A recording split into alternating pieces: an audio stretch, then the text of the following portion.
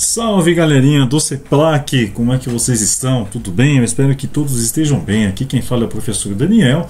Nós daremos continuidade à Alta Idade Média, mas hoje nós falaremos de um tema que nasceu na Alta Idade Média, lá no século IX, e teve a sua cristalização, na verdade, o seu apogeu, seu auge, ou a sua consolidação entre o século IX e o século XI, é exatamente aquilo que nós lá no início falamos, que é o feudalismo. O feudalismo, sim, feudalismo é um sistema político, econômico, também social, com características bem importantes e que cai bastante nos grandes exames. Sempre tem uma questão de feudalismo, por exemplo, no liceu, pode ser que caia feudalismo também nas ETECs, vestibulares mais para frente, o pessoal que faz aí o cursinho aos sábados, que está treinando, está estudando para os grandes vestibulares, certamente sempre cairá alguma questão sobre o feudalismo. Mas para falar de feudalismo, a gente precisa primeiro investigar o que significa a palavra feudo, porque ela é a base da palavra feudalismo. Feudo, alunos e alunas, é uma palavra, como está aqui no slide, que vem do germânico, tem uma tradição germânica, uma palavra que significa um bem de importância. O feudo é comumente chamado por nós historiadores como benefício. Isso é importante entender então esse termo benefício. Por que, Daniel? Porque o benefício, muita gente associa o feudalismo ou o feudo como apenas aqueles castelos medievais, e não é muito certo. Por quê? O benefício, na verdade, naquela época, ele poderia ser não apenas um castelo, mas ele poderia ser outras coisas, como por exemplo, uma grande área de terra. Por que ele vem em primeiro lugar aqui, grande área de terra? Porque era o benefício mais importante, era a terra. Também podia ser um benefício ou um feudo o direito de ocupar um cargo, receber um cargo. O cara não podia ter de repente nada ali, mas ele tinha um cargo de importância. Direito de receber impostos. Por exemplo, quem já assistiu aquele filme Robin Hood, os xerifes, aquelas pessoas responsáveis por cobrar imposto em algumas regiões, por exemplo, na Europa. E também, e isso é muito importante, pouca gente se lembra, mas era uma coisa muito comum, porque era uma banalidade, era um dos tributos, uma das obrigações feudais, chamada de pedágio. Sim, cobrar pedágio. Então, aquele que recebia o benefício de cuidar de estradas, ele naturalmente não cuidava porque ele era um bom cristão ou porque ele queria ser solidário ou ajudar as pessoas. Pelo contrário, é porque ele gostava e ele queria exercer o direito de cobrar o pedágio. Pedágio, para quem não sabe, não é invenção dos governos do PSDB. Aqui em São Paulo, todas as estradas praticamente têm pedágio. Isso é uma coisa lá da Idade Média. Então a pessoa passava por alguma ponte, passava por algum trecho de estrada, certamente tinha lá alguém para cobrar pedágio. Então isso ali também era um feudo. Beleza, gente? E o feudalismo, ele se formou através de um longo processo. E este longo processo, como nós dissemos, ele tem início lá com a desagregação do Império Romano Ocidental, com a consolidação dos reinos bárbaros cristãos. Mas lembrem-se que os reinos bárbaros cristãos, meu povo, ele unificou, na verdade, ele utilizou alguns elementos da cultura romana, como por exemplo o colonato, com outras práticas, com outras formas de que eles se relacionavam. A sociedade deles era muito comum, por exemplo, aquela questão da lealdade. O líder, um chefe tribal ou um rei, como nós costumamos chamar, ele fazia alianças com os seus guerreiros, com aquela famosa Assembleia de Guerreiros. E essa aliança era feita através de uma troca de proteção. Ele oferecia proteção, em troca os guerreiros ofereciam lealdade. Isso é o famoso comitatus. Estas duas instituições são importantes para entendermos daqui para frente aquilo que se formou entre o século IX, e ele teve o seu auge no século X e até o século XI. E então, neste período, o feudalismo se consolidou, gente. E aí tem uma perguntinha, por quê? Gente, basicamente, já adiantando, anotem aí no caderno aquilo que eu sempre peço para vocês, os principais aspectos, aspectos políticos, aspectos sociais, aspectos econômicos e culturais. Aqui já é um mega resumo. Daniel, o que é um aspecto cultural que nós podemos falar na sociedade feudal. Gente, são as relações baseadas na dependência e na fidelidade. É uma relação que nós daremos o nome de suzerania e vassalagem. Essa é uma relação muito importante, mas cuidado, anotem aí, esta é uma relação feita entre senhores. Sim, quando falamos em relação de suzerania e vassalagem, estamos falando de uma relação entre senhores. Ou seja, um rei pode ser um rei que entregou um benefício para um nobre. Mas, Daniel, o rei entrega, ele não dá, por exemplo, de presente, ele não entrega a propriedade para este outro nobre? Não, ele entrega a posse, o direito de uso. O dono de verdade são os reis. Mas, Daniel, que reis?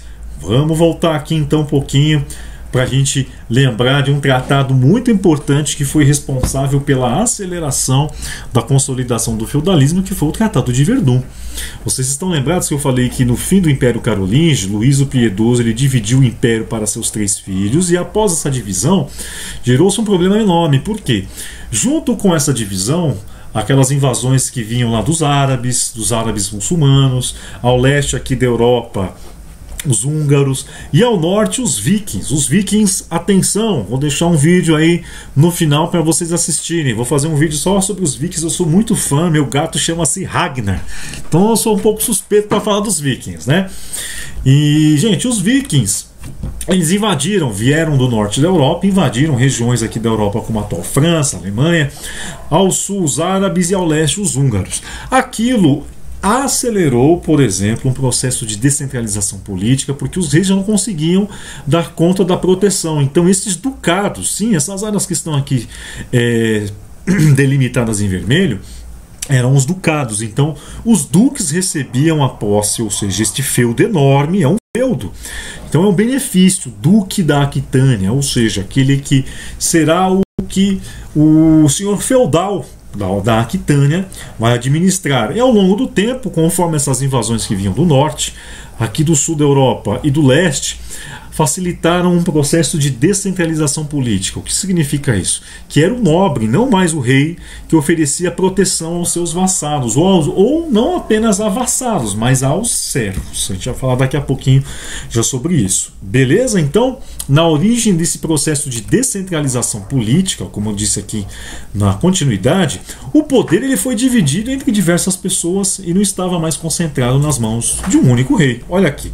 Mas lembrando, este desmembramento de regiões ele foi intensificado inclusive pelos próprios duques, porque um nobre passava uma pequena parte da posse dele para um outro nobre administrar, e isto é uma relação de suzerania vassalagem. Não é apenas o rei que é um suzerano, mas um nobre, por exemplo, um duque, ele pode ser um suzerano de um outro vassalo, ou seja, ele entregou um benefício para um nobre numa escala menor, um nobre de menor importância.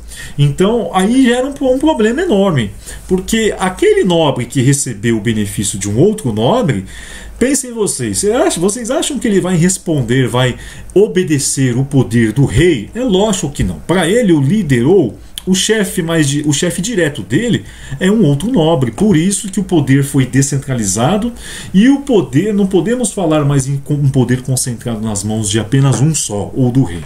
Beleza? Então, aspecto político, poder descentralizado; aspecto social, relações feudo-vassálicas ou relações de suzerania e vassalagem; aspecto cultural, predomínio, hegemonia da Igreja Católica, hegemonia, predomínio do cristianismo. É importante já anotarem aí no caderno, fazer aquele mega resumão com os principais aspectos. Isso é importante para na hora de responder um exercício e estudar lá às vésperas da prova.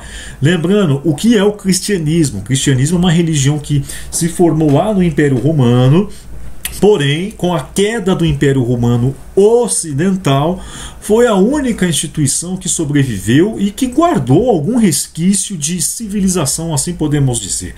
Lembrando que o cristianismo é importante porque ele faz uma aliança, os papas fazem uma aliança com os reinos bárbaros cristãos, principalmente com Carlos Magno. Carlos Magno ele vai intensificar o processo de cristianização dos bárbaros na Europa, e o cristianismo passa a ser, a partir do reino carolíngio, e mesmo após a morte de Carlos Magno, ou seja, aquele desmembramento resultado do Tratado de Verdun, o cristianismo vai ser a religião predominante e exercerá uma hegemonia tremenda, desde o nascimento de uma pessoa, durante toda a vida até a morte. Ok? E por último, um aspecto econômico, isso é importante vocês anotarem, que a economia girava em torno da agricultura. Mas, Daniel, uma agricultura que tinha uma alta produtividade? Não. Era uma agricultura de baixa produtividade, porque eles estavam preocupados apenas em sobreviver ou produzir aquilo necessário para a própria subsistência. Era uma agricultura autossuficiente. Anotem aí, para complementar a anotação de vocês aí sobre o aspecto econômico do feudalismo. Isso é importante. Então, quando falamos de economia no período feudal, estamos falando de uma agricultura autossuficiente e também de subsistência. Tudo bem, minha galera? Muito bem, mas galera, para entender melhor aquelas relações, falando um pouquinho sobre aquele primeiro aspecto que é político e um pouquinho mesclado com social, que é a relação de alianças e fidelidades, isso é lembrar, a gente precisa lembrar daquelas alianças feitas pelos reinos francos. O Clovis iniciou essa prática, era a prática de você então estabelecer uma aliança e pacto de fidelidade. Isso foi intensificado por Carlos Magno, e essa relação feudo-vassálica ou de suzerania-vassalagem, ela prevaleceu e predominou no feudalismo. Cuidado! Isso daqui, como eu disse aqui, é importante vocês anotarem, só acontecia entre nobres. E não fique excluído, por exemplo, a maioria da população, que são os servos, os camponeses. Lembrando, nobres, na Idade Média, um nobre ele podia ser um conde, podia ser um duque, podia ser um marquês. Lembrem-se daquilo que eu falei na aula anterior aqui, deixa eu pegar, sobre a origem do marquês. Marquês é aquele que ficava cuidando da marca, essas regiões que faziam divisa com os territórios, com outros territórios. Os ducados, os condados eram cidades que eles recebiam, por exemplo, do rei.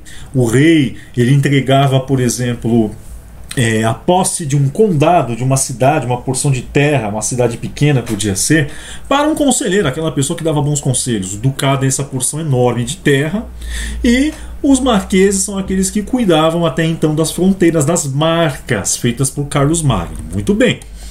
Mas, gente, na maior parte, o maior dos benefícios era a terra, como fica bem claro aqui neste mapa, né? Dá para perceber, porque imagine você ser o duque da Aquitânia, você ser o protetor ou o que tem a posse do ducado da Aquitânia. Aliás, vai ser um dos mais importantes da França. Era muita coisa, porque se o rei estava se enfraquecendo, então se eu tenho a posse de um feudo, eu posso, para melhor administrar, para melhor exercer o meu poder, porque a partir de o Carlos o Calvo, que foi aquele que ficou com a porção correspondente hoje à França, estes duques, a nobreza fez uma malandragem, lembrem-se, porque desde o Carlos Magno, aliás, desde o Clovis, ser nobre era um cargo concedido pelo rei. Então você não podia se tornar, por exemplo, nobre por nascimento. Isso não existia. Ele recebia um benefício de um rei, a partir daquilo se tornava um nobre juramentado em armas, porque ele prestava uma fidelidade ao rei. A partir deste desmembramento, esse enfraquecimento, isso começou a acontecer na França, a nobreza passou o direito à posse de maneira hereditária. Sim, eles começaram a fazer o quê? Olha, vamos passar para os nossos filhos esse direito de exercer a posse aqui no nosso feudo. Isso enfraqueceu ainda mais o rei, ou seja, os reis não conseguiam interferir mais na nomeação de um nobre. Então a nobreza passou a ser uma condição social que passava de pai para filho, ou seja, era um direito hereditário. Por isso que, a partir de um certo tempo, eles passavam a ter plenos poderes sobre o lugar e sobre quem o habitava. Gente, então a gente pode falar que o feudo, resumindo, era um benefício, o maior deles era a terra, e esses feudos naturalmente eram administrados pelo senhor feudal. Mas como é que nós podemos dividir? Isso é importante para a gente entender o feudalismo. O feudo, gente, de maneira geral, ele é dividido em 3 partes. A primeira parte são as reservas senhoriais, são as terras do senhor. Os mansos servis porque são os servos é a localização em que o senhor escolhia e falava: servo, você vai sobreviver, eu vou dar um pedacinho de terra, vou dar uma posse aqui para você sobreviver, fazer sua casinha, você plantar, cuidar da sua família, enfim, sobreviver. E as terras comunais, as famosas Common Lands. As Common Lands, ou as terras comunais, eram terras de uso comum, tanto para senhores, tanto para servos. Essas terras comuns, de maneira geral, na Europa, elas tinham um estatuto, ou seja, regras que não eram iguais em toda a região da Europa. Existiam regiões que os senhores feudais eles não podiam interferir, eram terras comuns também para servos, portanto, eles, senhores feudais e servos, faziam uso comum para caça, para, por exemplo, coletar ou para, de repente, caçar animais silvestres, coletar aqueles alimentos exóticos, tipo, por exemplo, o mirtilho, a amora, que até hoje é bem difícil de você encontrar, é caríssimo. Para quem não sabe o que é o mirtilho, é o famosíssimo blueberry. Pesquisem aí, uma frutinha pequenininha, parente da amora, parente distante do morango, uma delícia, caríssima. Mas vamos lá falar um pouquinho aqui com um gráfico, com uma imagem, para a gente entender melhor. Gente, está aqui um feudo propriamente, o castelo. O castelo tem que ser fortificado, por quê? Se sofrer invasão aqui de vikings, os caras vêm, opa, vamos correr para dentro do castelo porque o senhor vai oferecer essa proteção. Ou seja, essa relação de proteção era uma garantia que o senhor oferecia, mas ele não oferecia isso de graça. Beleza, mas vamos falar aqui então como que era a divisão, né? Como eu disse para vocês, do feudo. O manso senhorial eram as terras do senhor. Essas terras do senhor, gente, toda a produção feita nas terras do senhor era do senhor feudal. Quem fazia a produção? Quem trabalhava? Os servos. Então, percebam aqui que existe um moinho. Moinho, geralmente um moinho de vento, feito para moer os grãos. O manso servil. Então, havia essa divisão, basicamente, em três partes. O manso servil, onde os servos vão morar. Onde os servos vão receber uma pequena unidade, uma pequena porção de terra para fazer a casinha deles, uma hortinha para eles.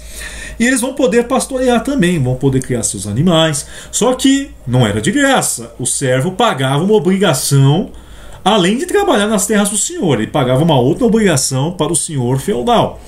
Naturalmente, a igreja é importante. Lembrando que a igreja está no centro da vida cultural da Idade Média. Quando falamos em igreja, estamos falando de uma instituição muito importante, que é ela que vai regular toda a vida de uma pessoa que nascia aqui na Idade Média. Olha aqui um cidadãozinho aqui passeando aqui. Olha aqui, tem até o cemitério, sim, eles organizavam. E aqui o manso comunal ou as terras comuns.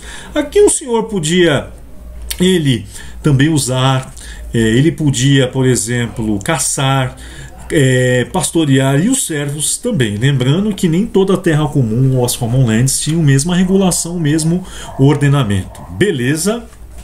Para explicar melhor, o que era o manso senhorial? Eram as reservas, as terras exclusivas do senhor.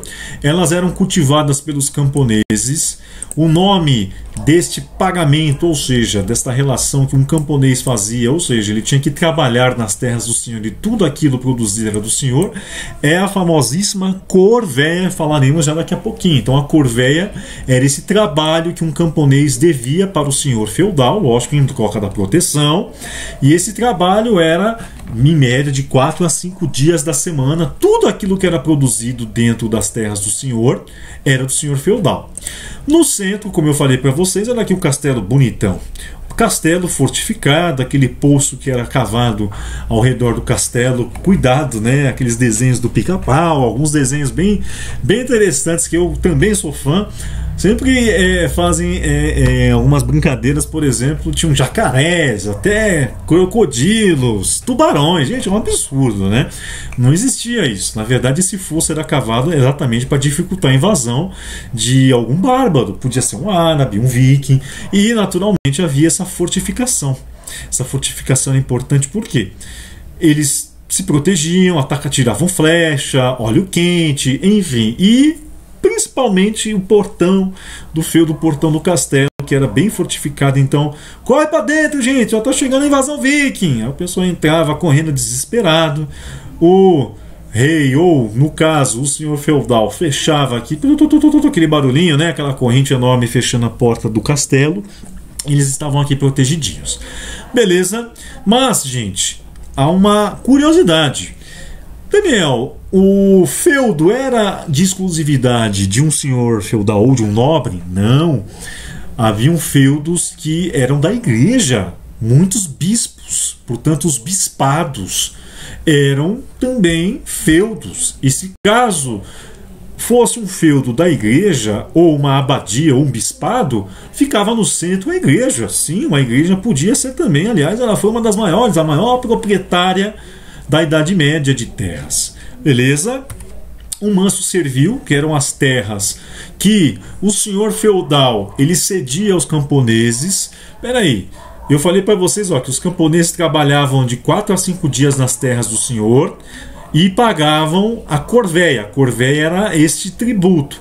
Tenho que trabalhar de 4 a 5 dias, tudo que eu produzo aqui pertence ao senhor. Corvéia. Aí ele recebia lá uma porção de terra, uma pequena faixa de terra para sobreviver, mas não era de graça também. Aí o senhor feudal falava assim: Daniel, vai lá, você vai receber uma porção de terra, você pode construir sua casinha, pode plantar, pode criar seus animais, criar seus filhos, sua família, enfim. Só que, em troca, eles entregavam parte do que eles produziam no manso servil, portanto naquela terra que eles recebiam, eles entregavam uma parte da colheita. Podia ser em dinheiro, gente, mas como o dinheiro caiu em desuso por conta da diminuição do comércio, eles pagavam em colheita, ou seja, eu plantei na minha terra não, né? Porque não é na terra deles. Eu plantei lá na terra que eu ocupo. De repente a produção foi de 100 sacos de trigo. Eu tinha que pagar 50, metade para o senhor feudal. O nome deste pagamento era talha. A talha tinha uma finalidade. Esse tributo era usado para fortalecimento e enrijecimento das fortificações. Caramba, Daniel, sim, eles pagavam então a corvéia, trabalhando nos campos ou nas terras do senhor 4 a 5 dias. Trabalhavam ainda nas terras deles, que eram terras, na verdade, cedidas pelos senhores feudais. Metade do que eles produziam, portanto, eles pagavam também para o senhor feudal, que era a talha. Deus do céu, sim. E, gente, eles trabalhavam demais. Mas parem para pensar. O senhor feudal falava assim: meu filho, eu estou oferecendo proteção para você. Se você quiser viver sua vida livre, uma vida independente, seja feliz. Aí, beleza, o cara podia viver aqui, né, nos arredores. Mas pensem, eles podiam ser assaltados, roubados, podiam ser mortos por vikings, por árabes, enfim. Então, para aquela pessoa, era interessante, não tinha outra coisa a se fazer a não ser você servir. Muito bem, vamos lá então continuar. E as famosas terras comunais, como eu disse para vocês, as terras comunais ou as common lands eram as pastagens, os pântanos, os bosques. Muitas vezes eram usadas até para os caras darem aquele famoso Pelé ou fugirem. Eles escapavam. De repente, aqui, um monte de servo aqui, tudo fugindo. Quem assistiu aí o famosíssimo Robin Hood sabe do que eu estou falando. Eles podiam se esconder nessas terras. Em algumas regiões, como não tinham uma regulamentação, ou seja, leis iguais em toda a Europa, tinham terras comuns que o senhor feudal ele não tinha direito sobre ela em algumas regiões. Então os servos podiam também caçar, podiam lá colher alguns alimentos raros, podiam caçar. Em outras regiões isso era proibido, tinham leis. Então o senhor feudal falava assim: eu também vou caçar, também vou coletar. E em algumas regiões eles proibiam muitos servos de plantarem ou cultivarem alimentos, pior ainda serem pastor, né? Criar ali ovelhas, enfim. Então essas terras comuns, elas são importantes para a gente entender lá no futuro, quando falarmos de Revolução Industrial, porque essas terras comuns que em algumas regiões, Inglaterra, França também, eram terras de ninguém, elas passaram a ser cercadas. Os cercamentos são importantes porque quando elas são cercadas, quem vivia lá, caçadores, pastores, camponeses, foram expulsos e se dirigiram à cidade. Muito bem, beleza, galera? E para continuar, vamos lá falar então, retomar, revisar o que era o feudo. O feudo era um benefício, o maior dos benefícios era a terra. Então ele tinha essa organização, como eu falei para vocês, o castelo, se era uma igreja, a igreja no centro. Havia a divisão entre as terras do senhor, as terras servício e as terras comuns. Lembrando, as principais partes de um feudo, portanto, era o castelo, os campos, os pastos, o moinho de vento, isso é importante. O moinho de vento era onde se fazia a moagem dos grãos para você fazer a farinha. Trigo é um cereal, então se ele não é moído, ele vira um cereal. Ele era moído, a força do vento, evidentemente, e aquilo virava farinha de trigo.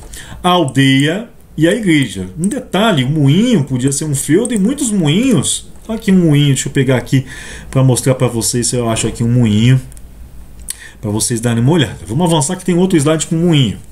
O moinho, gente, olha só, o cara pagava corvéia, pagava talha, ele pagava um outro tributo também para o uso do moinho, que era uma chamada banalidade. Então existiam alguns impostos feudais, que era talha, aquele pagamento da produção que o camponês fazia nas terras cedidas pelo senhor, era o pagamento pelo uso das terras servis. Existia a corvéia, que era o pagamento que um servo devia ao senhor trabalhando nas terras do senhor.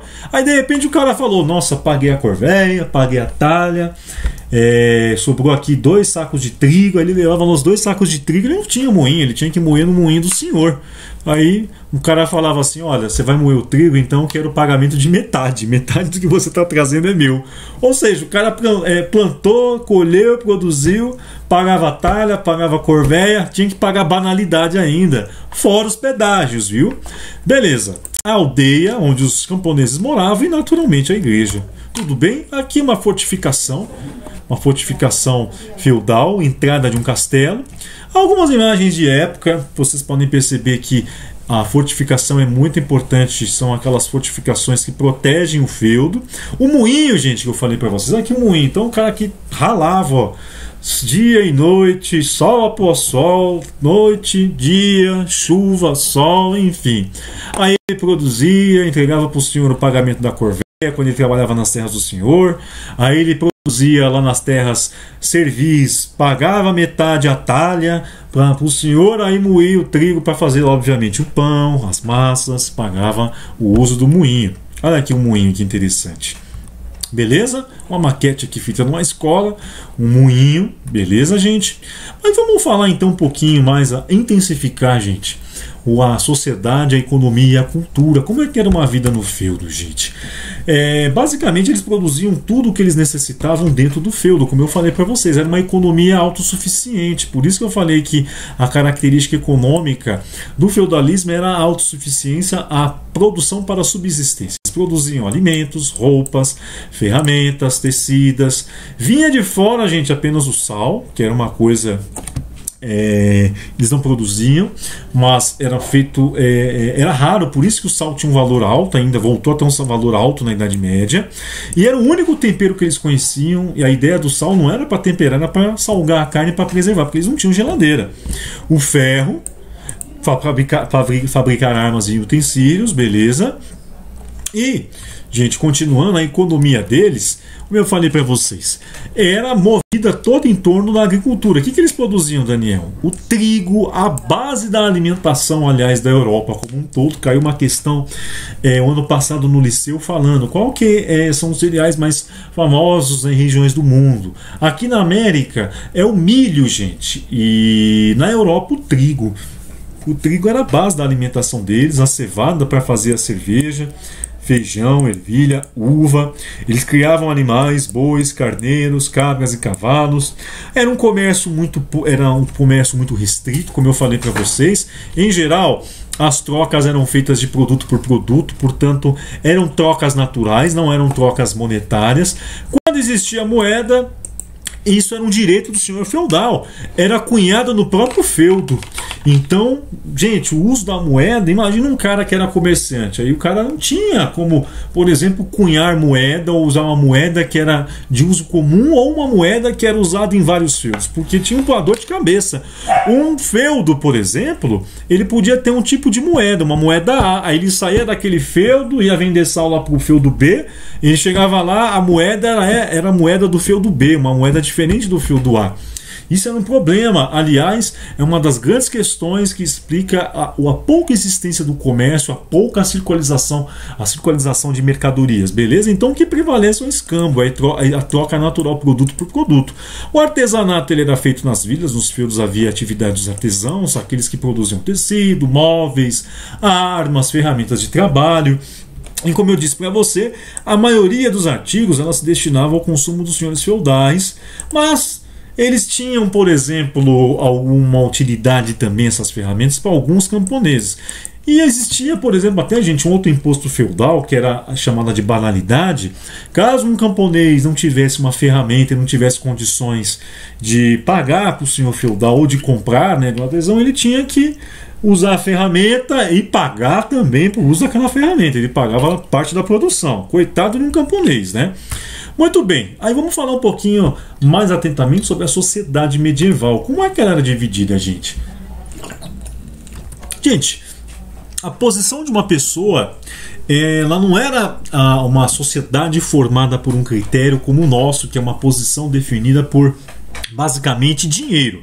Tudo bem que nós temos uma sociedade que teoricamente a Constituição garante a igualdade de todos perante a lei, ou portanto aquela famosa isonomia política, igualdade de todos perante a lei. Na sociedade feudal isso não existia. Havia uma desigualdade natural. E essa desigualdade era explicada pela origem, ou seja, pelo nascimento da pessoa. Onde a pessoa nascia, ela morria. Como assim, Daniel? Não é que ela nascia lá num lugar e morria no mesmo lugar. Ela nascia numa posição social, ela era servo, ela morreria servo, e os filhos deles seriam servos para o resto da vida, assim as suas gerações também seriam. Portanto, isso acontecia também com a nobreza. Se o pai era nobre, sorte da pessoa, seria nobre por toda a vida. E no auge do feudalismo, gente, a sociedade feudal ela passou a ser dividida em 3 estamentos, 3 estados. Estamentos são grupos homogêneos, nem sempre tão homogêneos, por exemplo, a nobreza, porque haviam cargos de nobreza, uma importância maior um em relação ao outro, mas mesmo assim eram nobres. Então, estes 3 estratos sociais, esses 3 estamentos formaram aquilo que é a sociedade feudal. Lembrando, o rei, ele perdeu o poder, mas está aqui ainda, teoricamente, o rei era o maior dos suzeranos. Mas temos o primeiro estado. O primeiro estado é exatamente formado pela igreja. E o primeiro estado é formado por alto clero. O que era o alto clero? Os bispos, os abades, os cardeais. Estes bispos, abades, cardeais, ou seja, membros da alta cúpula da administração da igreja, tinham origem, adivinha onde? Nobre. Eram nobres. Outra coisa, existia também o baixo clero. O baixo clero eram aqueles que estavam mais em contato com quem? Com os camponeses, com os aldeões, eram os padres, os parocos. Esses tinham uma origem. Podia ser de servo, mas podia ser algum nobre, mas geralmente a maioria era formada por homens livres, mas eram servos. Então, o primeiro estado, o alto clero e o baixo clero, portanto é o clero, resumindo, a igreja.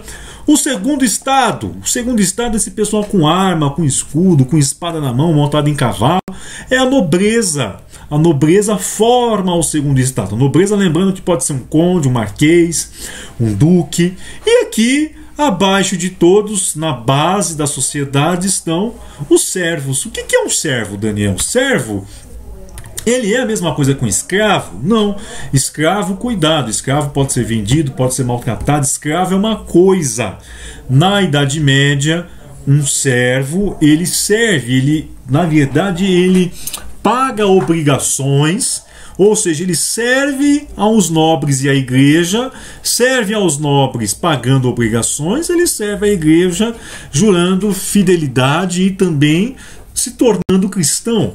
Então, o servo mantém essa relação de servidão, principalmente com os senhores feudais e também com a igreja, em troca de alguns benefícios. Em troca do quê? O nobre protege e o clero reza por todo mundo. Vamos explicar isso melhor.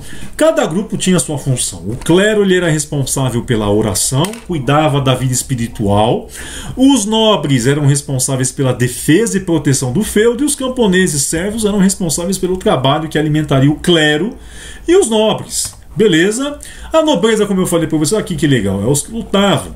Um nobre, por exemplo, gente, um jovem nobre, ele tinha uma vida, digamos assim, um pouco agitada. Já aos 15 anos, um menino nobre, ele já recebia uma educação que ele já estava pronto para montar, manejar um arco e flecha. Ele dispunha de todos os conhecimentos necessários para a caça. E quando adolescente, ele abandonava a casa dos pais para ir completar sua educação na casa de um senhor mais poderoso. Então ele se recomendava. Ele passava ali em média de 3 a 4 anos. Ele servia como donzel, pajem ou cavalariço. Aquele cara que carregava a espada e escudo de um cavaleiro, de um outro nobre mais importante. Então, entre os 18 e 20 anos, nesse período da vida dele, depois ele passar ali por poucas e boas, ele era nomeado definitivamente cavaleiro. Então ele recebia com a palma da mão aberta do padrinho. Ele vinha lá, né, com a espada e colocava lá, tocava ali as costas e pegava lá a espada, passava na palma da mão desse jovem cavalariço, que se tornava, a partir daquele ritual, um jovem cavaleiro, um cavaleiro. E basicamente as atividades deles, gente, eram caçar e guerrear. Mas e quando não tinha guerra? Eles lutavam entre si, faziam aqueles famosos confrontos, subindo em cavalo, com longas lanças. A vida deles era brigar, guerrear e caçar. Ou seja, a nobreza, ela podia ser entendida também, gente, como formada, como eu já disse há alguns minutos atrás, pelo rei, que era o nobre dos nobres, os duques, marqueses que vinham abaixo, os condes, viscondes, barões.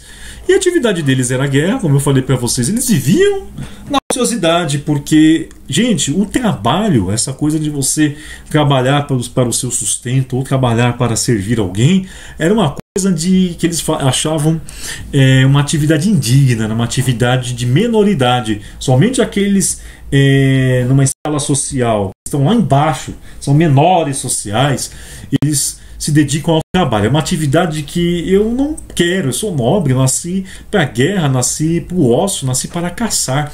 Como eu falei para vocês, as ocupações deles eram guerras e os torneios, aqueles torneios em que eles participavam para obter o que, gente? Geralmente, como eu disse aqui, a arma do perdedor, um resgate para libertar, né? A mão de uma donzela. Enfim, aqui um embate, né, entre os nobres.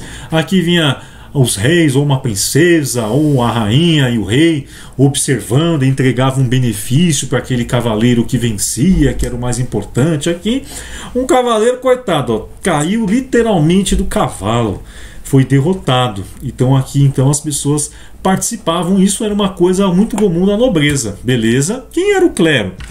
O clero, como eu disse, era formado pelo Papa, que é o membro mais alto da igreja, portanto ele é um membro do alto clero, e o alto clero é formado também por cardeais, bispos, abades, monges e padres.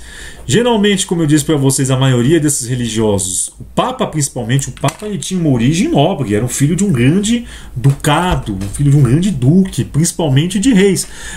Você se tornar Papa era o cargo mais importante da cristandade, portanto era um cargo também político, porque a igreja tinha muitas terras, tinha muito poder na Idade Média. Então a maioria deles tinha origem entre eles o Papa, os cardeais, os bispos, abades. Os padres eram o baixo clero, como eu disse para vocês. Cerca de 1/3, gente, das terras eram deles, todas as terras na Europa Ocidental, então 1/3 pertencia à igreja. E a igreja, ela se tornou, portanto, a instituição mais poderosa da Idade Média, porque a medida da riqueza era a quantidade de terra. Isso é importante. Então a obrigação da igreja era orar pela vida de todos e a salvação dos pecadores. Olha aqui o Papa nomeando alguém. Aqui os padres e bispos, isso aqui é um bispado, ou seja, um feudo da igreja que protegia as pessoas naquela região. Aqui um bispo abençoando uma feira medieval, a feira de Saint-Denis, perto de Paris. Todo mês de junho tinha essa feira. O Marcão vai depois falar melhor para vocês da Baixa Idade Média, renascimento comercial urbano. E os camponeses, Daniel, o que eles faziam? Basicamente trabalhar, gente. Não tinha outra coisa a não ser trabalhar. Portanto, eles estavam presos à terra, presos àquelas obrigações que a gente vai falar daqui a pouquinho. Cuidado que Camponês não é a mesma coisa que escravo. Um escravo ele pode ser vendido, maltratado, humilhado. Um camponês não, um servo não. Ele tinha, aliás, algumas coisas de posse dele. Ele era dono, por exemplo, dos seus instrumentos de trabalho. Aqui o exemplo de um camponês trabalhando para variar, né? E, gente, ele, como eu falei para vocês, como é que uma pessoa se tornava servo, Daniel? Ele se tornava servo em troca de proteção. Quem oferecia proteção? O nobre. Então, aquele senhor feudal, aquele que era o senhor do feudo, ele tinha o direito de estabelecer para este camponês a cobrança de tributos, ou seja, a troca era feita da seguinte forma: eu te ofereço proteção, em troca você me deve servidão. E essas obrigações, elas são algumas, como eu falei para vocês. A corveia, o que era a corveia? Lá no começo eu falei, ela era aquela obrigação de trabalhar, gente, de graça, sim, de graça, para os senhores alguns dias da semana. Eles tinham que cuidar das plantações do senhor, construir barragens, consertar os muros, os caminhos de pedra, recuperar pontes, enfim, era de 4 a 5 dias da semana, um trabalho pesado. Então tudo aquilo produzido naqueles dias era do senhor feudal. Beleza, a talha era aquele pagamento ou obrigação de entregar parte da produção que ele tinha feito ou produzido naquele lote servil, ou a terra que era destinada para o servo sobreviver, para fazer a casinha dele, plantar. Metade do que ele plantava ali, ele pagava para o senhor feudal. Caramba, Daniel, sim. Era uma vida dura, de muito trabalho. Banalidade, as banalidades, eu posso falar no plural, por quê? Eram pagamentos gerais para uso do forno. Sim, se o senhor tivesse forno e o camponês não tivesse, adivinha, o cara ia lá, vou assar 10 pães, eita nós, vou comer até umas horas. Não, o senhor feudal olhava e falava: meu Deus, 10 pães? Metade para você usar o forno, metade você vai me pagar. Você vai me pagar para usar o forno, metade dos seus pães. Então 5 pães são meus e o resto você pode levar para casa. Olha que legal.